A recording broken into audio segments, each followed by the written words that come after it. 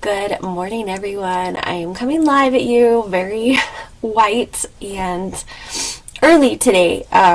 It seems like every time I try to move something to get the light better so that I'm not so washed out, my camera adjusts and washes me out again. So here I am. And, oh, excuse me, it is early today.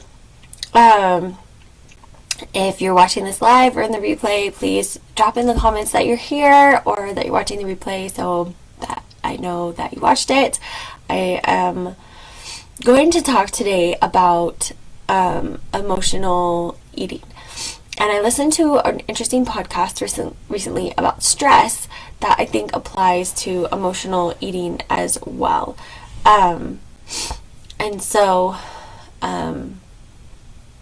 In this podcast, it's called Change Academy.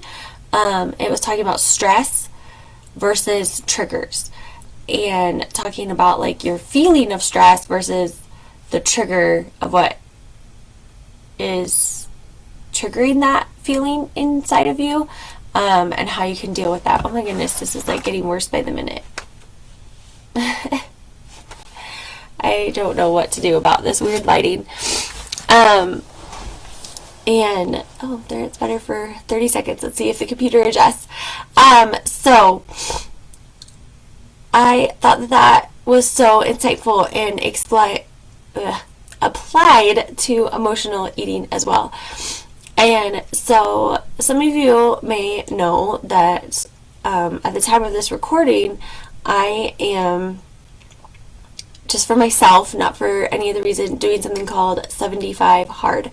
And as part of this, I have to, I chose to do it, and you have to choose a diet and stick to it and not cheat, and it needs to be a healthy diet, and I can be a bit of an emotional eater myself, and so I decided to cut out sweets for 75 days.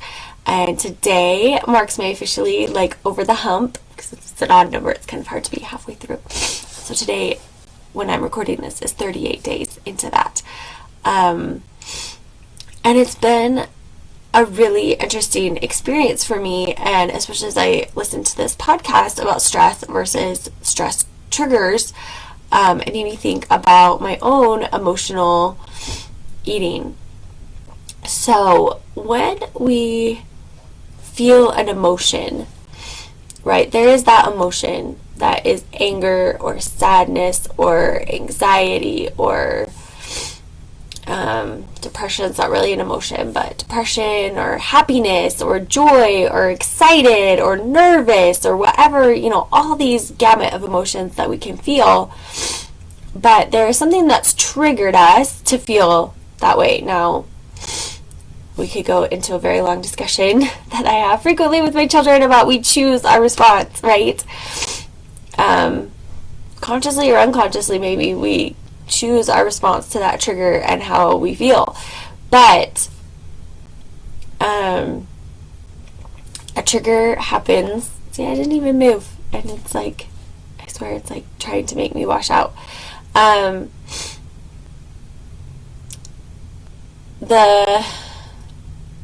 That made me lose my train of thought. Sorry. So this trigger happens and we feel the emotion. Now, so often, for those of us that are an emotional eater, why do we do that? Because eating can create a burst of dopamine, which is a happiness chemical in our body, and it makes us feel better. Right? Or if we're happy or excited, it just makes us feel even more happy and excited, right? So it just boosts that feeling.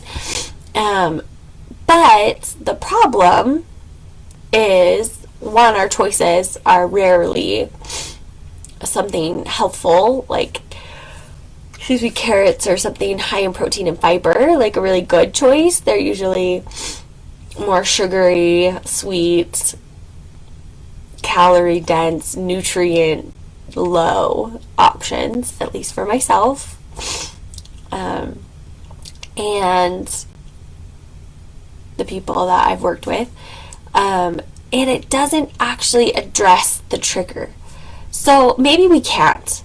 But I feel like in emotional eating, one of the really key steps is, okay, what is making me feel this emotion? Is eating actually going to address that trigger?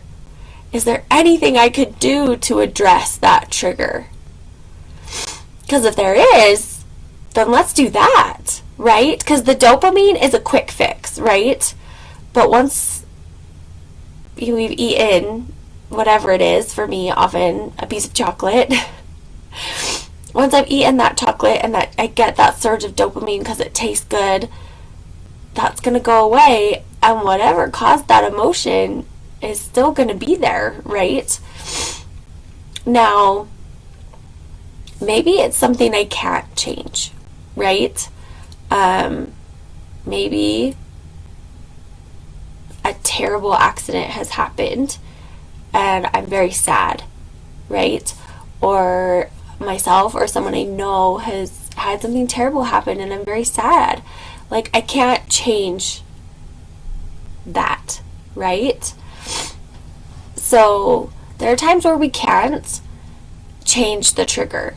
We cannot change what that did, but we can maybe come up with a more helpful way to deal with that emotion. So, in those cases where you can't actually change, because we can't always change things in our lives, right? Bad or happy things happen, but maybe can you just sit with that emotion? I feel like in the case of happiness, like, just sit and enjoy the feeling of whatever you're happy or excited about, and like be in the moment and truly experience the feelings you're having. And you don't need that boost of dopamine from eating something. Just truly be in the moment and experience it. And the same could go for a negative emotion, to a certain extent. Like, and sometimes being fully present with that emotion can help you deal with it a little bit better. So, I'll give a couple of examples from my own life, right? So, my mom passed away, now I have to think, a little over 11 years ago. And I still, for better or for worse, can get really sad, and at times get like very strong emotions of sadness, missing my mom, angry that she had to pass away, whatever those feelings are. Sorry, I keep trying to move because I swear, like, I find a place, like, here's a decent light, and it's gonna shift it. I don't know what is shifting the light, my computer, what. And so there, are several things I can do. And I could just go eat some chocolate, which I've done on more than one occasion, and hopefully that will give me a moment of feeling better. But over time, there are times where I just try to sit with that emotion, and I can't bring my mom back. I can't. I wish I could. If I could, I would do it in a heartbeat. Oh dear. In my effort to find something to block some of the light, it made it worse. I wonder if this would help. Probably not.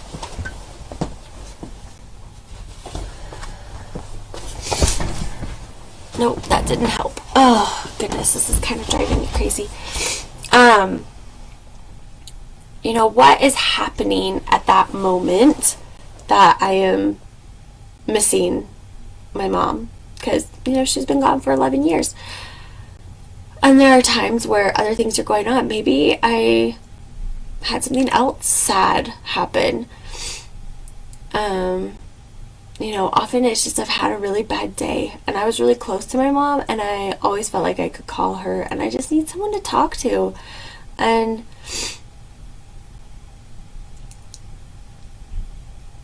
if I really stop and think about it, there are other people I can talk to. So can I just go talk to one of those people? And so sometimes I can't change that actual trigger of missing my mom, but maybe there's another trigger behind it of something happened and I need someone to talk to, and she would be an easy person to talk to. Or are there other ways of dealing with that emotion of missing my mom? My mom loved chocolate, so it does make me feel connected to my mom to eat chocolate sometimes. But before she passed away, she loved to make quilts and blankets and things, and I have several that are from her. And one of my other favorite things to do when I'm really missing her is grab one of those blankets and wrap up in it. And she and I loved chick flick type movies, and especially Jane Austen, and maybe I'll just watch something that reminds me of her. And while I'm still feeling sad, by sitting with that feeling and trying to feel close to my mom in a different way, I'm addressing that emotion. And because that's what I really miss, right, is the closeness with my mom. And so doing those things that make me remember her and remember good things with her help me address that emotion. Okay? A less maybe serious example. I am a mom of 4 kids and they can drive me crazy. Right? And I have my 2 youngest are 5 and 3. Those are kind of hard ages, and they can really and they're home. The older one is in preschool half the day, but I do spend a fair amount of time with them, and it's a lot of intense time with them. And so when they're pitching a fit or having a tantrum or yelling or crying or screaming, I can try to block them out by eating something, or I can just kind of try to sit with that emotion and say, okay, is there something I can do to help them? Now, sometimes there isn't. Like, they're learning their own emotional regulation, but sometimes I can just sit and say, you know what? They're upset right now. They're not going to be upset for the rest of their life. It's going to be a little while. Let's turn on some positive music. Let me go outside. Going outside is a great way to gain perspective on life, I feel like. Not that emotional triggers and things can't happen while you're outdoors, but I have found that being outdoors just literally expands your perspective and makes it feel less like things are closing in on you often. And so if you're inside, going outside can help. Can I go in a different room and read a book or take a moment to myself? Can I do something quick that's different, like Wordle or a quick Sudoku or something that can just like stimulate my brain in a different way to get me going? So all of these different things, and having so many of them in your arsenal, are great. Now, sometimes there are things I can do to address the trigger, right? So the going outside can be a great one, because often when we're having like overwhelming emotions, negative emotions, by going outside, when possible, and just getting some fresh air and just seeing the sky and the expansiveness can help us realize that the world really isn't closing in. And that addresses that trigger. It can help bring back in that perspective that can help solve that trigger. And so it's really important to think about these things, and to have a list. We had, I think we still have, a list on our fridge that we had one for the kids, and we had one for the adults too, actually, of like, are you feeling out of control? Here are some things you can do to help yourself get back in control. And they were all non-food things. And it was just when, I noticed, especially for my kids, like, they're young, and so they're trying to figure out, and sometimes they have these big emotions and they don't know what to do with them. And so, kids often, when they have them, they act out. Well, as adults, sometimes we don't even realize how big the emotion is that we're feeling. Maybe we've had several triggers throughout the day, and finally it's like culminated, and we're not even realizing that that's what's triggering us, is all the things that have culminated throughout the day. And so taking that moment to like bring yourself in control. Is it just writing out in a journal what happened today? Is it talking with a friend on the phone? Is it sometimes just getting your heart pumping and getting some energy going can kind of get that dopamine, because we have to get ourselves back in control, right? So can you just like go take a walk around the block, do 100 jumping jacks, whatever it is, something to just get that heart pumping, get your body going, and kind of get some of that energy out, because emotion comes, sometimes it's just we have like all of this pent up like feeling, and sometimes if we can just do like a quick little burst of energy or exercise that can get the feeling out. Writing it out can help get those feelings out. It can help you identify what are those triggers. Maybe it is something longer term. It's not something you can address right now, but realize that, somebody around me, the way that they're acting, they're not intending to, but it's triggering me. And maybe I can have a conversation with that person saying, look, I know you are not intending me to take this way, but this is how it's coming across to me. Is there a way that you and I could work together to have better communication between the two of us? I don't think, and so there are so many better ways, but it all comes down to acknowledging the emotion and the trigger and separating those two things. Because if we just, I'm feeling sad, I'm going to eat I was joking a few years ago with a friend. At the time I was like, it's a treat day, and they're like, what's a treat day? And I was like, well, I just try to limit myself to only eating treat type things on 2 days a week. And they're like, why? And I'm like, well, I'm a stay-at-home mom, and food is around me all the time. So when I'm happy, I go eat a treat. When I'm sad, I go eat a treat. My kids don't know where I am, I go eat a treat. My kids are being annoying, I go eat a treat. Like, it's just too easy, and I needed some rules to help control that for myself. And it can be so easy, no matter the emotion, to turn to food. And so thinking in a time when you're not experiencing those emotions, what are other things I can do that help me to feel better? Maybe other things that can help get that quick dopamine fix, because sometimes when we are in that emotion, it is too hard. But what are other things that could maybe help pull me out? What are things I can do? So I have a handout I can give you if you would like some more tips or more ideas of different things. So comment feelings. Let me know what you found helpful in this. If you have any great tips of how to deal with emotions rather than eating, I would love to hear it in the comments. And I hope you have a great day. Thanks for watching.